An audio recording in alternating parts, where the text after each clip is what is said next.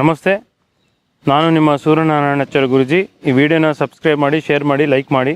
ನಾನು ಇದನ್ನು ತಿಳಿಸ್ಕೊಡ್ತಾ ಇರ್ತಕ್ಕಂಥ ಜಾತಕ ಬಂದು ಉಪೇಂದ್ರ ಅವ್ರ ಜಾತಕ. ಸೊ ಉಪೇಂದ್ರ ಅವ್ರ ಜಾತಕ ಹೇಗೆ ಅವರು ಫಿಲಮ್ ಇಂಡಸ್ಟ್ರಿಗೆ ಬಂದರು, ಏನೆಲ್ಲ ಯೋಗಗಳಿತ್ತು ಅವ್ರ ಜಾತಕದಲ್ಲಿ, ಏನು ಯೋಗ ಕಾರಣ, ಏನು ಯೋಗದಿಂದ ಅವರು ಈ ಒಂದು ಸಕ್ಸಸ್ನ ಪಡ್ಕೊಂಡ್ರು ಅಂತ ನಾನು ನಿಮಗೆ ಉಪೇಂದ್ರ ಅವ್ರ ಜಾತಕದ ಬಗ್ಗೆ ನಾನು ಈಗ ತಿಳಿಸ್ಕೊಡ್ತೀನಿ. ಸೊ ನೋಡಿ, ಈ ಒಂದು ಜಾತಕ ಬಂದು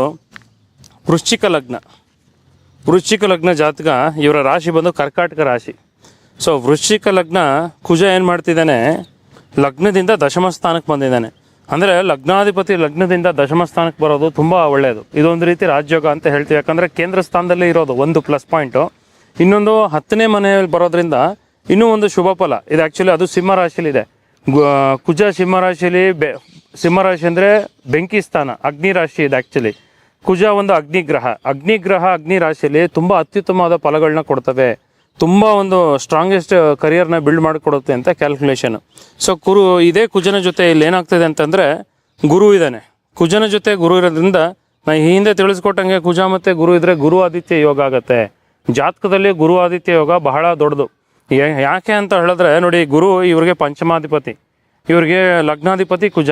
ಪಂಚಮಾಧಿಪತಿ ಲಗ್ನಾಧಿಪತಿ ಒಂದೇ ಮನೆಗೆ ಬಂದು ಸೇರಿಕೊಂಡಾಗ ಇದು ತುಂಬ ದೊಡ್ಡ ರಾಜಯೋಗ ಆಗುತ್ತೆ. ರಾಜಯೋಗ ಎಲ್ಲಿಂದ ಆಗ್ತಾ ಇದೆ ಅಂತ ಹೇಳಿದ್ರೆ, ಅವ್ರ ಕರಿಯರು 10,000 ಆಗ್ತಾ ಇರೋದ್ರಿಂದ 10,000 ಕರಿಯರಲ್ಲಿ ತುಂಬ ಒಂದು ಎಕ್ಸ್ಟ್ರೀಮ್ ಲೆವೆಲ್ ಆಫ್ ಸಕ್ಸಸ್ ಸಿಗುತ್ತೆ, ತುಂಬ ದೊಡ್ಡ ರಾಜಯೋಗ ಸಿಗುತ್ತೆ ಅಂತ ಶಾಸ್ತ್ರ ಹೇಳ್ತಾ ಇದೆ. ಇದ್ರ ಜೊತೆಗೆ ಈಗ ಏನಾಗ್ತದೆ ನೋಡಿ, ಚಂದ್ರ ತನ್ನ ಸ್ವಂತ ಮನೇಲಿದ್ದಾನೆ.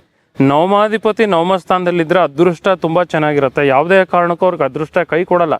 ಅಂದರೆ ಅದೃಷ್ಟ ಬರೋದು ಲೇಟ್ ಆಗ್ಬೋದೇ ಹೊರತು ಅದೃಷ್ಟ ಯಾವುದೇ ಕಾರಣಕ್ಕೂ ಕೈ ಕೊಟ್ಟಿಲ್ಲ ಜೀವನದಲ್ಲಿ. ನವಮಾಧಿಪತಿ ನೋಡಿ, ಯಾವುದೇ ಒಂದು ಜಾತಕ ತಗೊಳ್ಳಿ. ಈಗ ಇಲ್ಲಿ ಚಂದ್ರ ಇದ್ದಾನೆ, ಚಂದ್ರನ ಸ್ಥಾನದಲ್ಲಿ ಇಲ್ಲದೆ ಅವನೇನಾದ್ರು ಬೇರೆ ಸ್ಥಾನದಲ್ಲಿ ಇದ್ದಾಗ ಅಲ್ಲಿ ವರ್ಕೌಟ್ ಆಗಲ್ಲ. ಇಲ್ಲಿ ನವಮಾಧಿಪತಿ ನವಮ ಸ್ಥಾನದಲ್ಲಿದ್ದರೆ ಒಳ್ಳೆ ಯೋಗ ಬಂದಿದೆ, ರಾಜಯೋಗ ಬಂದಿದೆ ಅಂತ ಶಾಸ್ತ್ರ ಹೇಳುತ್ತೆ. ಈಗ ನೋಡಿ, ಲಗ್ನಾಧಿಪತಿ ಬಲ ಆಯಿತು, ಪಂಚಮಾಧಿಪತಿ ಲಗ್ನಾಧಿಪತಿ ಜೊತೆ ಒಳ್ಳೆ ಸ್ಥಾನದಲ್ಲಿದ್ದಾರೆ, ನವಮಾಧಿಪತಿ ಬಲ ಆಯಿತು. ಇದಕ್ಕಿಂತ ದೊಡ್ಡ ರಾಜಯೋಗ ಯಾವುದೂ ಇಲ್ಲ. ಹೇಳಬೇಕು ಅಂತಂದರೆ ಈ ಜಾತಕ ಹೆಂಗಾಯ್ತು ಅಂದರೆ, 3 ಜನ ಕೂಡ ಸಪೋರ್ಟ್ ಮಾಡ್ತಾ ಇದ್ದಾರೆ. ಲಗ್ನಾಧಿಪತಿ ಸಪೋರ್ಟ್ ಸಿಗ್ತಾ ಇದೆ, ನವಮಾಧಿಪತಿ ಸಪೋರ್ಟ್ ಸಿಗ್ತಾ ಇದೆ, ಪಂಚಮಾಧಿಪತಿ ಸಪೋರ್ಟ್ ಸಿಗ್ತಾ ಇದೆ. ಇಲ್ಲಿ ಹೆಂಗಾಯ್ತು ಅಂತಂದರೆ 3 ಗ್ರಹ ಚೆನ್ನಾಗಿರೋದ್ರಿಂದ ತುಂಬ ಅನುಕೂಲ ಆಗಿದೆ. ಇದ್ರ ಜೊತೆಗೆ ಇಲ್ಲಿ ಏನಾಗ್ತಿದೆ ಅಂದರೆ, ಬುಧ ಶುಕ್ರನ ಜೊತೆ ಇದ್ದಾನೆ. ಶುಕ್ರ ಬಂದು ಕನ್ಯಾ ರಾಶಿಲಿದ್ದಾನೆ. ನೀವು ಹೇಳ್ಬೋದು, ಗುರುಜಿ ಶುಕ್ರ ಕನ್ಯಾ ರಾಶಿಲಿದ್ದಾನೆ, ನೀಚ ಆಗ್ಬಿಟ್ಟ ಅಲ್ವಾ, ಮತ್ತೆ ಫಿಲಮ್ ಸಕ್ಸಸ್ ಯಾಕೆ ಸಿಕ್ತು ಅಂತೇಳಿ. ಫಿಲಮ್ ಸಕ್ಸಸ್ ಯಾಕೆ ಸಿಕ್ತು ಅಂತ ಹೇಳಿದ್ರೆ, ಶುಕ್ರ ಕನ್ಯಾ ರಾಶಿಲಿದ್ದಾನೆ ಅಂದರೆ ಬುಧನ ಜೊತೆ ಇದ್ದಾನೆ. ಯಾವುದಾದ್ರೂ ಗ್ರಹ ನೀಚ ಆದಾಗ ಆ ನೀಚ ಆಗಿರ್ತಕ್ಕಂಥ ಗ್ರಹದ ಜೊತೆ ಆ ರಾಶ್ಯಾಧಿಪತಿ ಅಲ್ಲೇ ಏನಾದ್ರು ಇದ್ದಾಗ ನೀಚ ಭಂಗ ರಾಜಯೋಗ ಆಗತ್ತೆ ಅಂತ ಶಾಸ್ತ್ರ ಹೇಳುತ್ತೆ. ಸೊ ಇಲ್ಲೇನಾಗಿದೆ ಅಂತ ಹೇಳಿದ್ರೆ, ಬುಧನ ಜೊತೆ, ಉಚ್ಚ ಸ್ಥಾನದ ಬುಧನ ಜೊತೆ ನೀಚ ಸ್ಥಾನದ ಶುಕ್ರ ಇದ್ದಾಗ ಶುಕ್ರನ ನೀಚತ್ವವನ್ನು ರೆಡಿ ಮಾಡಿ ಬುಧ ನೀಚ ಭಂಗ ರಾಜಯೋಗ ಮಾಡಿ ಈ ಒಂದು ದೋಷನ ಕ್ಲಿಯರ್ ಮಾಡ್ತಿದ್ದೇನೆ. ಶುಕ್ರ ಮತ್ತು ಕೇತು ಕನೆಕ್ಷನ್ ಇದೆ 11ನೇ ಮನೇಲಿ. ಶುಕ್ರ ಕೇತು ಕನೆಕ್ಷನ್ ಇದ್ರು ಫಿಲಮ್ ಲ್ಯಾಂಡಲ್ಲಿ ಒಳ್ಳೆ ಹೆಸರು ಮಾಡ್ತಾರೆ, ಒಳ್ಳೆ ಪ್ರತಿಷ್ಠೆ, ಒಳ್ಳೆ ಗ್ರೋತ್ ಇರುತ್ತೆ ಅಂತ ಶಾಸ್ತ್ರ ಹೇಳುತ್ತೆ. ಅದೇ ರೀತಿ ಬುಧ ಶುಕ್ರ ಇಬ್ರು ಇದ್ರೆ ಲಕ್ಷ್ಮೀನಾರಾಯಣ ಯೋಗ ಅಂತ ಒಂದು ಯೋಗ ಫಾರ್ಮೇಷನ್ ಆಗಿದೆ. ಲಕ್ಷ್ಮೀನಾರಾಯಣ ಯೋಗ ಕೂಡ ಆಗೋಯ್ತು ಇವ್ರ ಜಾತಕದಲ್ಲಿ. ಅದರ ಜೊತೆಗೆ ಸೂರ್ಯ ಕೂಡ ಅಲ್ಲೇ ಇದ್ದಾನೆ. 11ನೇ ಮನೆ ಸೂರ್ಯ ಒಳ್ಳೆ ಸಕ್ಸಸ್ಸು, ಕರಿಯರ್ಗೆ, ಲೀಡರ್ಶಿಪ್ ಕ್ವಾಲಿಟಿಗೆ, ಗ್ರೋತು, ಸ್ಟೆಬಿಲಿಟಿಗೆ ಕಾರಕ. ಸೂರ್ಯ, ಶುಕ್ರ, ಬುಧ, ಕೇತು 4 ಗ್ರಹಗಳು 11ನೇ ಮನೆಯಲ್ಲಿದೆ. 11ನೇ ಮನೆಯಲ್ಲಿ ಯಾವ ಗ್ರಹಗಳು ಬಂದರೂ ಕೂಡ ಶುಭ ಫಲಗಳು ಕೊಡ್ತವೆ. ಈ ಹಿಂದೆ ಮೇಘನಾಥ್ ಅಂತ ಕೇಳಿರ್ಬೋದು ನೀವು, ರಾವಣೇಶ್ವರನ ಮಗ. ಆ ಮೇಘನಾಥ್ನ ಜನ್ಮ ಸಮಯದಲ್ಲಿ ಎಲ್ಲ ಗ್ರಹಗಳನ್ನ 11ನೇ ಮನೇಲಿ ಕೂರಿಸಿರ್ತಾನೆ. ಯಾಕೆ ಅಂದರೆ ಎಲ್ಲನೂ ಲಾಭನೇ ಆಗಲಿ, ಅಂತೇನೆ ಇಲ್ಲದೆ ಇರಲಿ ಅಂತ ಹೇಳಿ. ಆಗ ಶನಿದೇವ್ರು 12ನೇ ಮನೆಗೆ ಹೋಗಿ ಅವ್ರಿಗೆ ಆಯುಷ್ 25 ವರ್ಷ ಮಾಡಿಸಿರ್ತಕ್ಕಂಥದ್ದು ಎಕ್ಸಾಂಪಲ್ ಇದೆ. ಸೊ ನಾನೇನಕ್ಕೆ ಹೇಳ್ತಾ ಇದ್ದೀನಿ ಅಂದರೆ, ಈ ಒಂದು ಜಾತಕದಲ್ಲಿ 4 ಗ್ರಹಗಳು 11ನೇ ಮನೇಲಿ ಇದ್ದರೆ ಭಯಂಕರ ಸ್ಟ್ರಾಂಗು, ತುಂಬ ಪವರ್ಫುಲ್ ಆಗಿ ಯೋಗಗಳನ್ನ ಕೊಡ್ತಾ ಇದೆ. ಲಗ್ನಾಧಿಪತಿ, ಪಂಚಮಾಧಿಪತಿ, ನವಮಾಧಿಪತಿ ಯೋಗ ಆಗೋಯ್ತು. 11ನೇ ಮನೇಲಿ ಗ್ರಹಗಳಿದೆ. ಇನ್ನು ಇಲ್ಲೇನಾಯಿತು ಅಂದರೆ, ಶನಿ ಒಬ್ಬರು ಸ್ವಲ್ಪ 6,000 ವೀಕ್ ಆಗಿದೆ ಜಾತಕ ಹೇಳಬೇಕು ಅಂತಂದರೆ. ಅದು ಬಿಟ್ಟು ಬೇರೆ ಏನು ತೊಂದರೆ ಇಲ್ಲ. ಬಟ್ 6,000 ಶನಿ ವೀಕ್ ಆದರೂ ಕೂಡ ತನಗೆ ಒಂದು ಶತ್ರು ಅಂತ ರಾಜಯೋಗ ಅಂತ ಒಂದು ಯೋಗ ಬಂದ್ಬಿಡುತ್ತೆ. ಅಂದರೆ ಶತ್ರುಗಳನ್ನ ಎದುರಿಸೋದು, ಶತ್ರುಗಳನ್ನ ಸೋಲ್ಸೋದು, ಇದೆಲ್ಲ ಯೋಗ ತುಂಬ ಚೆನ್ನಾಗಾಗುತ್ತೆ.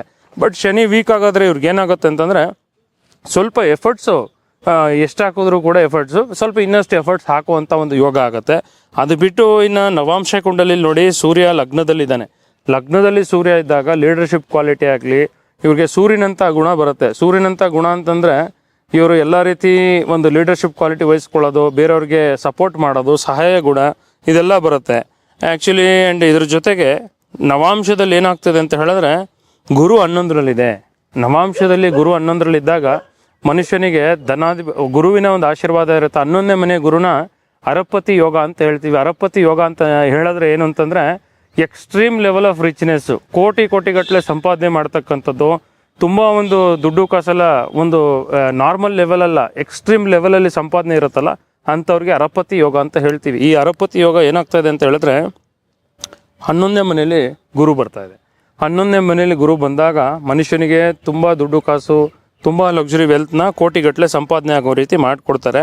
ಸೊ ಅದಾದಮೇಲೆ ಬುಧ ಏನಾಗ್ತಿದೆ ನೋಡಿ, ಉಪೇಂದ್ರ ಅವ್ರ ಜಾತಕದಲ್ಲಿ 9ಮ ಸ್ಥಾನದಲ್ಲಿ ಬುಧ ಉಚ್ಚ ಸ್ಥಾನದಲ್ಲಿ ತನ್ನ ಸ್ವಂತ ಮನೇಲಿದ್ದಾನೆ. ನಾನು ಆಗಲೇ ಹೇಳಿದೆ, ಬುಧ ಉಚ್ಚ ಸ್ಥಾನದಲ್ಲಿ ಇದ್ದಾಗ ಗುಡ್ ಡಿಸಿಷನ್ ಮೇಕಿಂಗ್ ಕೆಪಾಸಿಟಿ ಇರುತ್ತೆ, ಎಲ್ಲ ರೀತಿ ಗುಡ್ ಬಿಸ್ನೆಸ್ ಮ್ಯಾನ್ ಆಗ್ತಾರೆ, ಗುಡ್ ಟಾಕಿಟಿವ್ ಪರ್ಸನ್ ಆಗ್ತಾರೆ, ಒಳ್ಳೆ ಮಾತುಗಾರ ಅಂತ ಹೇಳ್ಬೋದು. ಬುಧ ಚೆನ್ನಾಗಿದ್ರೆ ಜೋಕ್ಸ್ ಮಾಡ್ತಾರೆ, ಬುಧ ಚೆನ್ನಾಗಿದ್ರೆ ಎಂಥ ಒಂದು ಕಷ್ಟಕರ ಸಂಗತಿಯಲ್ಲೂ ಕೂಡ ತನ್ನ ಬುದ್ಧಿನ ಉಪಯೋಗಿಸ್ಕೊಂಡು ಆ ಒಂದು ನೆಗೆಟಿವಿಟಿಯಿಂದ ಹೊರಗಡೆ ಬರ್ತಾರೆ ಅಂತ ಕ್ಯಾಲ್ಕುಲೇಷನು. ಈ ಒಂದು ಯೋಗ ಬುಧ ತುಂಬ ಪವರ್ಫುಲ್ ಆಗಿ 9ಮ ಸ್ಥಾನದಲ್ಲಿದ್ದು ಒಳ್ಳೆ ಯೋಗ ಆಗ್ತಾ ಇದೆ. ಸೊ ಈ ಒಂದು ಯೋಗ ಹೇಳ್ಬೋದು. ಶುಕ್ರ ಅಷ್ಟಮದಲ್ಲಿದೆ, ನವಾಂಶದಲ್ಲಿ ಅಷ್ಟಮದಲ್ಲಿ ಶುಕ್ರ ಇದ್ರೂ ಕೂಡ ಶುಕ್ರ ಏನಾಗ್ತಾ ಇದ್ದಾನೆ ಇಲ್ಲಿ ಅಂತ ಹೇಳಿದ್ರೆ ಒಳ್ಳೆ ಅಷ್ಟಮದಲ್ಲಿದ್ದರೂ ಶುಕ್ರ ಶುಭ ಫಲಗಳನ್ನ ಕೊಡ್ತಾನೆ. ಹೇಳಬೇಕು ಅಂದರೆ ಶುಕ್ರ ಒಂದೇ ಗ್ರಹ ಅಷ್ಟಮದಲ್ಲಿದ್ದರೂ ಕೂಡ ಒಳ್ಳೆ ಅನುಕೂಲವಾದಂಥ ಒಂದು ಫಲಗಳನ್ನ ಕೊಡುತ್ತೆ, ದುಡ್ಡು ಕಾಸು ಕೊಡುತ್ತೆ, ಒಳ್ಳೆ ಅನ್ಎಕ್ಸ್ಪೆಕ್ಟೆಡ್ ಗೇನ್ಸ್ ಎಲ್ಲ ಕೊಡುತ್ತೆ. ಇವರ ದಶಾಂಶ ಕುಂಡ್ಲಿ ನೋಡಿದ್ರೆ, ದಶಾಂಶ ಕುಂಡ್ಲಿ ನೋಡಿ ಬುಧ ಲಗ್ನದಲ್ಲೇ ಇದ್ದಾನೆ, ಲಗ್ನದಲ್ಲಿ ಬುಧ ಕುಂಭರಾಶಿಲಿದ್ದಾನೆ, ಮತ್ತೆ ಇದೊಂದು ಒಳ್ಳೆ ಯೋಗ. ಚಂದ್ರ ಪಂಚಮ ಸ್ಥಾನದಲ್ಲಿದ್ದಾನೆ, ಮತ್ತೆ ಒಂದು ಪವರ್ಫುಲ್ ಯೋಗ. ಗುರು ರಾಹು ಶನಿ ತೃತೀಯ ಸ್ಥಾನದಲ್ಲಿದ್ದಾರೆ.